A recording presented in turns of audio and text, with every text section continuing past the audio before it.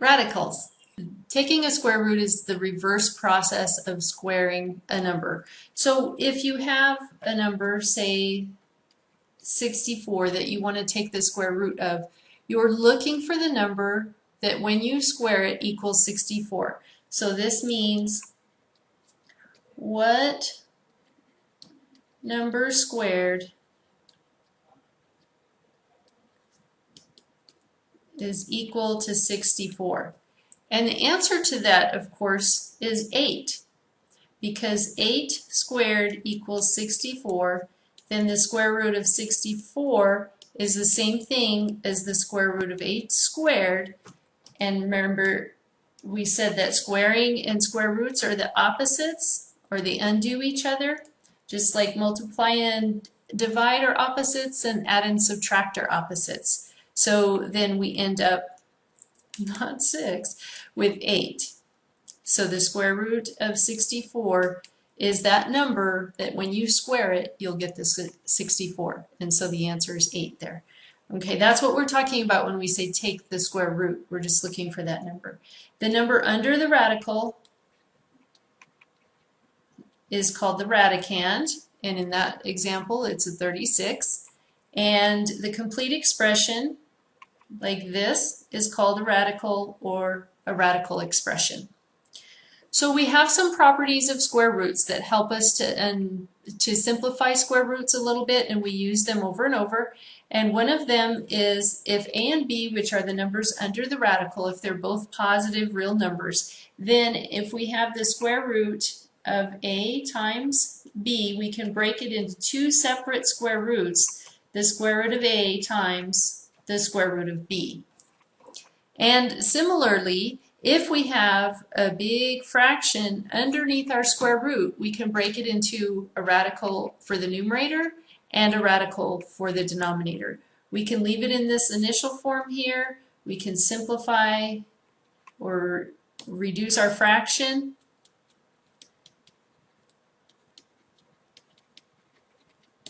First, that's often a good thing to do, and then break into radical over radical. So we would have square root over square root. Once we've simplified, that's the best procedure for you. Okay, so the simplest form of a radical is when there are no more perfect squares in the radicand or underneath the radical, then we say that our radical's in simplest form. And we'll look at some of those here in a minute.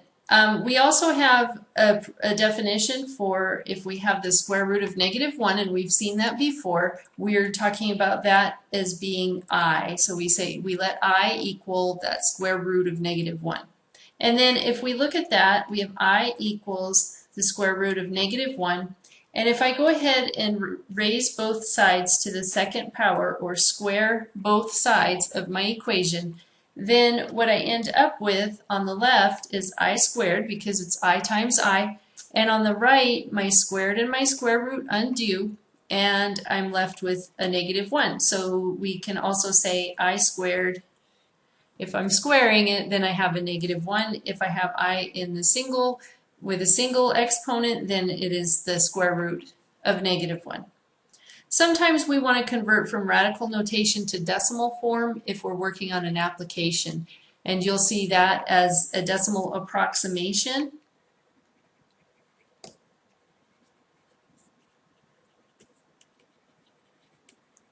And when it says a decimal approximation, you know you want to convert it to decimal form, and we use our calculator to do that.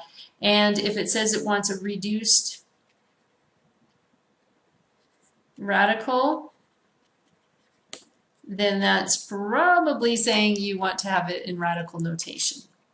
So square roots are used in a bunch of different fields of study, and there's a bunch of them listed here: paleontology, fire hoses, medicine, pendulums, geometry, and accident reconstruction. And police will use the car speed and skid marks to measure how fast a car was driving, things like that.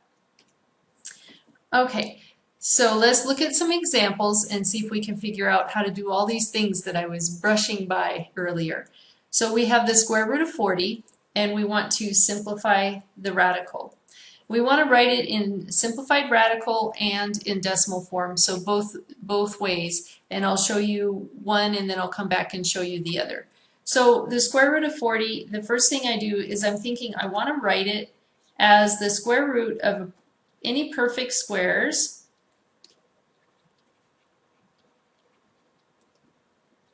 that I have as part of the product and times the square root of all other factors.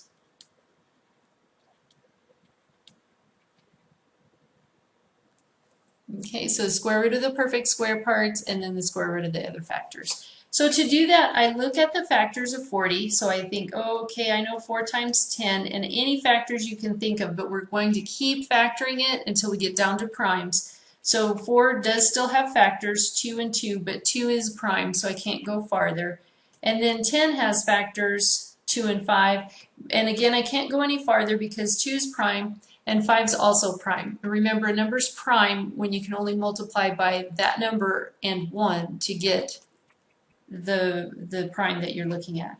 So I'm looking at just the leaves or the ends of my branches, and I'm looking there. All of those, I can rewrite my 40 as, I can say, well, it's the same thing as 2 times 2 times 2 times 5. And if I multiply them out, I can see that I get 40. So 2 times 2 is 4, times 2 is 8, 8 times 5 is 40. So this list of primes being multiplied has the same value as the 40 over here. So they're equivalent. I could write it either way. And what I want to do then is look at pairs, because I know that 2 times 2 is going to be a perfect square. So 2 squared, and then I can use that as one of my perfect squares that I'm headed for here. The 2 that's here, there's no other 2 to go with it to make it a perfect square. And the same thing with the 5. So I'm just kind of stuck with them. And remember, they multiply to give me 10. So I've got 2 squared, which is 4, times 10, which is the total there is 40. And so I know that I can rewrite also as 2 squared times 10. And then I'm almost there if I just use my property that we talked about up here. If you have the product of numbers under your radical, then you can break it into 2 separate or more if you need them, separate radicals for each of the factors in your product. So I want to do that here because then I can write the square root of 2 squared times the square root of 10. And then I'm at my goal, which was to write the square root of a perfect square or squares times the square root of all the other factors that multiply in to give me the 40. So now I have the square root of 2 squared, and I hope you see where I'm going now. The squared and the square root will undo, and then I just have 2 times the square root of 10. Now I could have written, instead of 2 squared, I could have written like this. I'll just show you one other way of looking at it. I could have written it like this, 4 times 10, because I know that the 4 is a perfect square, and then I could write square root of 4 times square root of 10, and then the square root of 4 is 2, so I could write it 2 times the square root of 10. So there's another way for you to write it if it makes more sense to you. So the square root of 40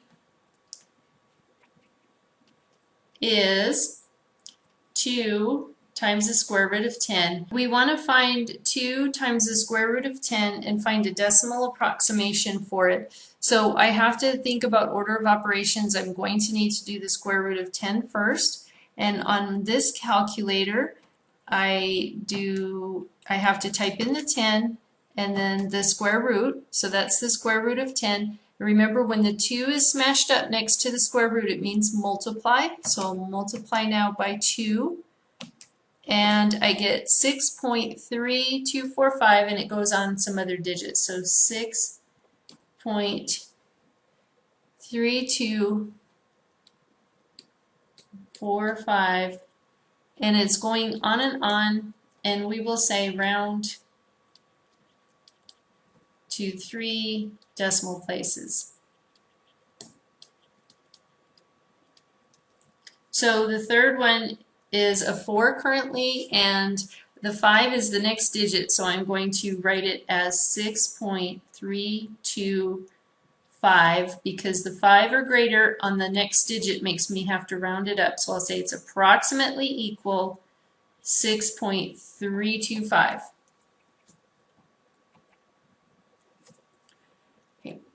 The square root of 150 over 32. Now the first thing I'm thinking about is, oh yeah, I have that property that says I can take the square root of the numerator over the square root of the denominator. But before I do that, I really want to look at that fraction while it's still sitting there as a fraction and see, can I reduce the fraction first? That saves me a lot of trouble later. So I'm looking at 150 and 32, and they're both even, so I know for sure I can divide this by 2.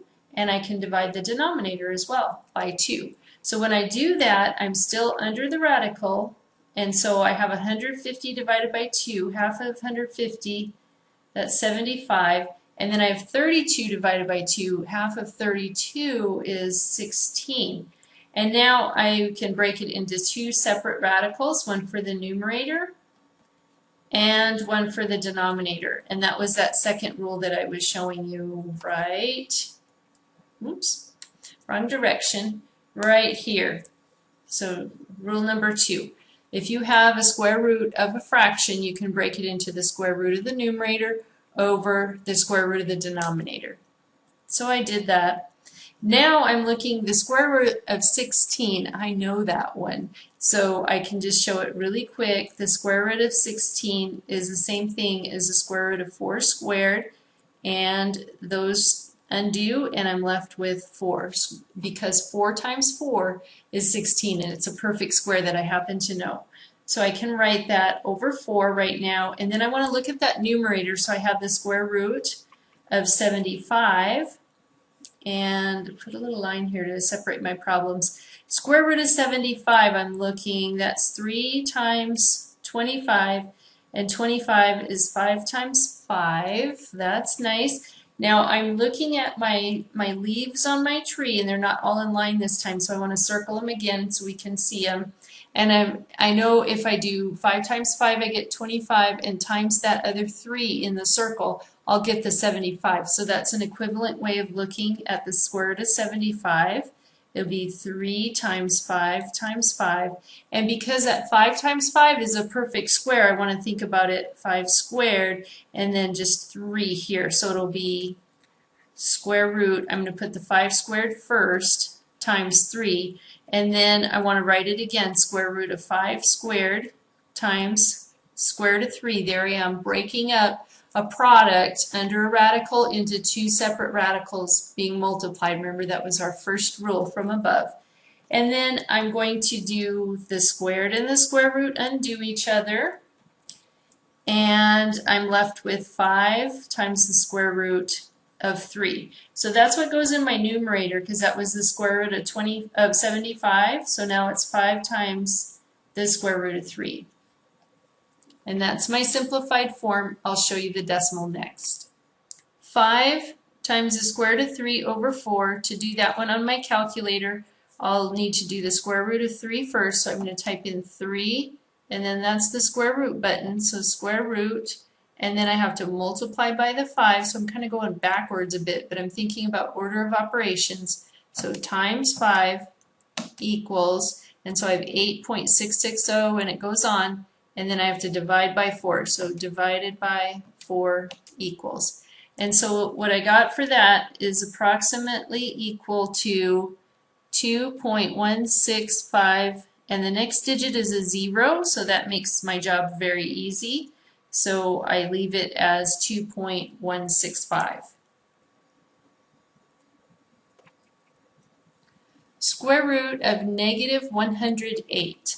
I want to see if the first thing I'm thinking is that I've got a negative under the radical, and the only way I can handle that is to pull off the square root of negative 1 times the square root of 108.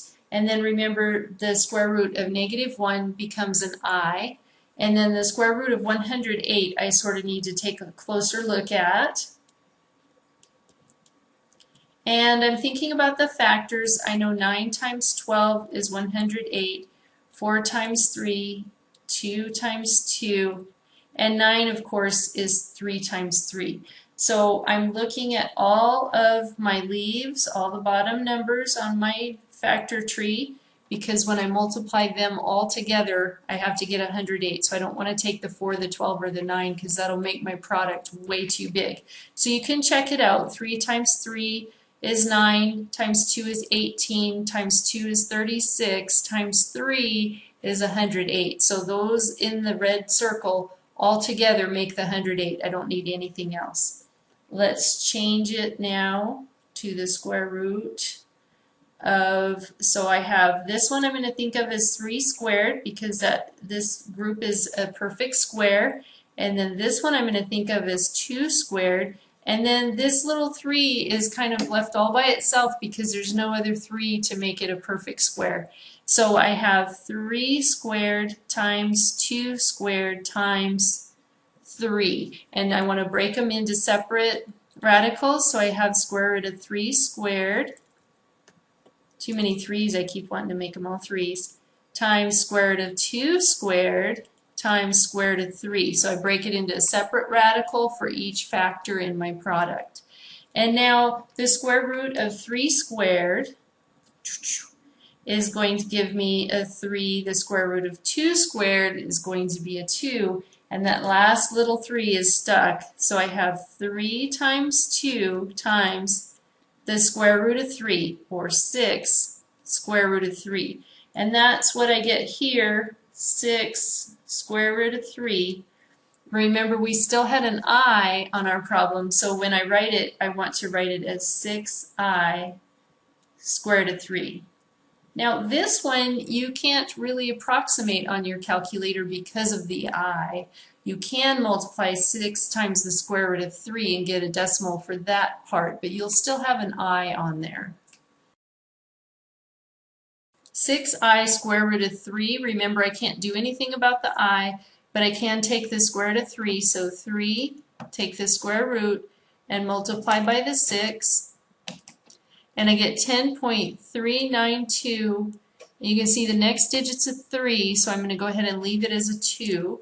So that will be approximately equal to 10.392, and then I make sure I put that I on there, and that would be a decimal approximation where you have an I.